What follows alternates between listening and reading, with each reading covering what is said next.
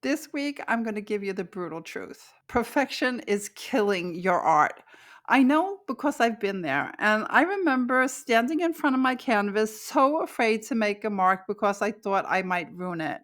Or that feeling of not liking my art because it wasn't living up to my expectations. That's when I realized the problem wasn't my painting. It was the pressure that I was putting on myself, the same pressure that I carried into so many other parts of my life. So, if you can relate, join me while I paint my art journal and let's talk about this.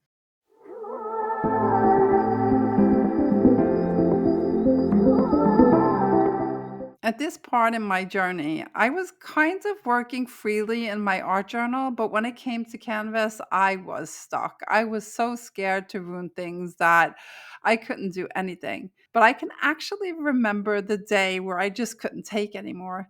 I was so fed up with letting fear control me that my desire to succeed just took over, I think.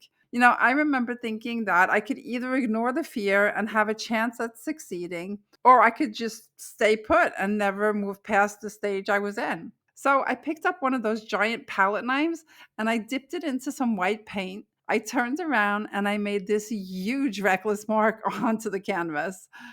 And I can remember gasping before moving back to see if I had ruined the whole painting. That's how scared I was. And to my surprise, I actually loved it. And it might just be one of the first paintings that I was really proud of because it was all me. I chose the colors I love, I made marks that I loved, I made bold moves, and that reflected the mood I was in.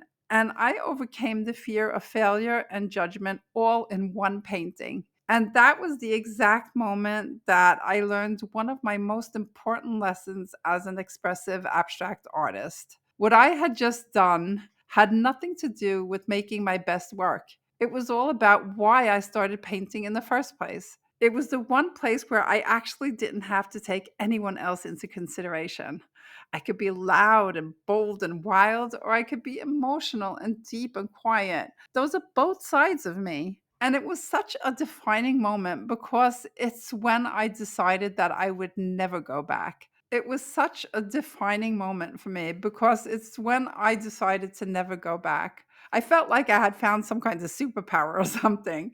So when negative thoughts popped into my mind after this, I had proof, right? And that enabled me to ignore or just push those limiting beliefs aside. And that's how I still work to this day because our mind never stops thinking these thoughts. They are there to protect us. It's just our brain can't distinguish between the different fears. It only knows a fear as a fear and it's trying to protect us. So just know that play is not wasted time. When you let go of pressure to make something perfect, you make space for freedom. It's where your authentic voice starts to come alive. Every artist I have met has been held captive by perfectionism in one way or another. But what is even more important is that exploring is how you actually learn to trust yourself. And trust is what makes the difference between paintings that feel forced and paintings that feel alive. So, in the end, you have a choice. Do you want to go forward without play and just stay in that heavy space?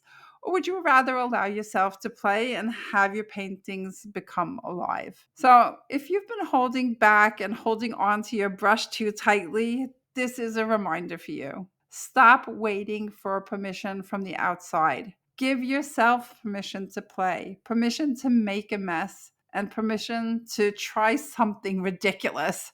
Just see what happens because the art you're looking for is on the other side of that playfulness. So go for it and see what happens when you stop worrying about the outcome. All right, I'm going to put on some music and just let you enjoy the rest of the painting. And I'll see you again next week.